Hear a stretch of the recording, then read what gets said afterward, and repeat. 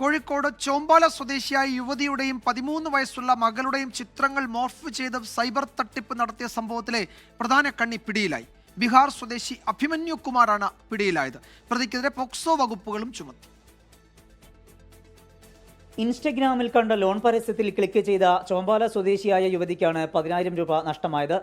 ലിങ്കിൽ ക്ലിക്ക് ചെയ്തതോടെ ഇവരുടെ മൊബൈൽ ഫോൺ നമ്പറും മറ്റു വിവരങ്ങളും തട്ടിപ്പുകാർക്ക് ലഭിച്ചു. ഇതോടെ പണം ആവശ്യപ്പെട്ട് ഭീഷണി തുടർന്നു. വഴങ്ങാതെ വന്നതോടെ യുവതിയുടെയും 13 വയസ്സുള്ള മകളുടെയും ചിത്രം മോർഫ് ചെയ്ത് നഗ്നചിത്രം നിർമ്മിച്ച് അയച്ചു കൊടുക്കുകയും പണം ആവശ്യപ്പെടുകയും ചെയ്തു.